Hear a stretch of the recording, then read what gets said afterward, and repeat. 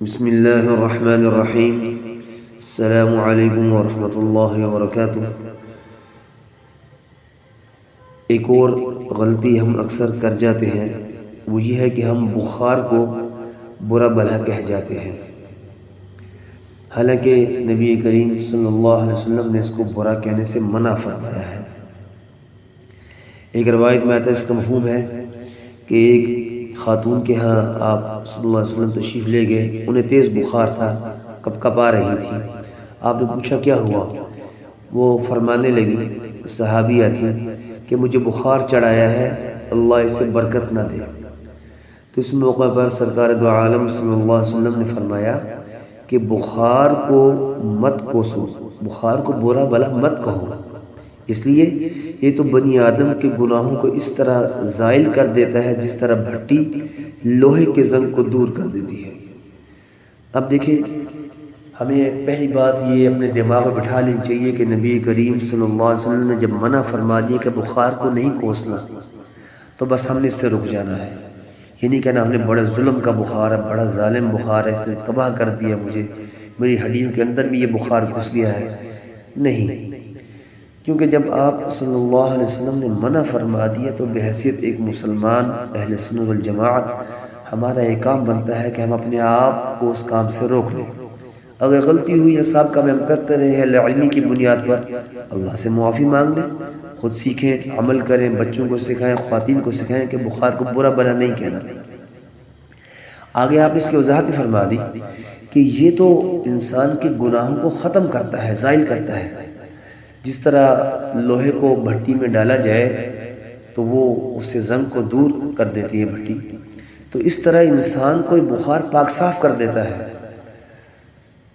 تو یہ بھی حقیقت میں اگر سمجھا جائے کہ اللہ کی مہربانی ہوتی ہے کہ اللہ کسی انسان کو بخار میں مبتلا فرما دیتا ہے، اس سے گناہوں کو دور کرنے کے لیے، گناہوں کو زائل کرنے کے لیے، اس کو گناہوں سے پاک فرمانے کے لیے۔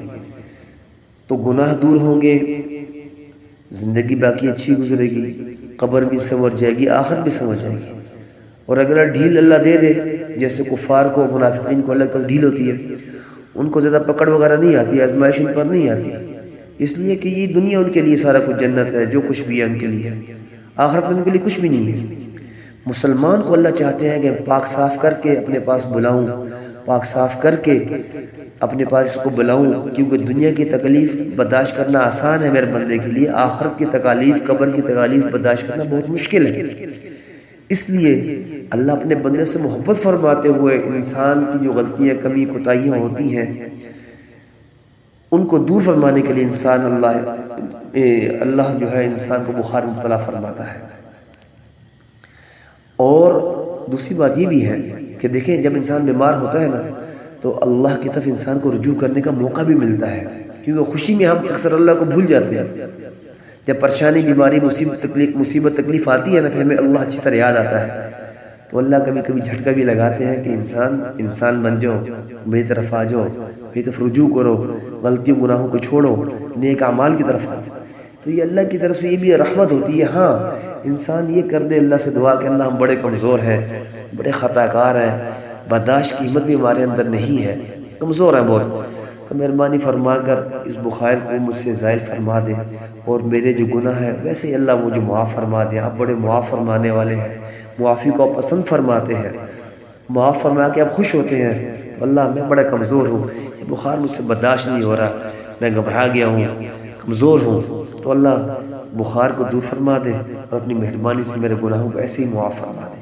اس قسم کے الفاظ جو انسان کو بولنے چاہیے۔ لیکن بخار کو برا بھلا اگر سابقہ میں کہا تو توبہ کرنی ہے اور آئندہ اپنے آپ کو بچانا ہے۔ اللہ ہم سب کو عمل کی توفیق عطا فرمائے۔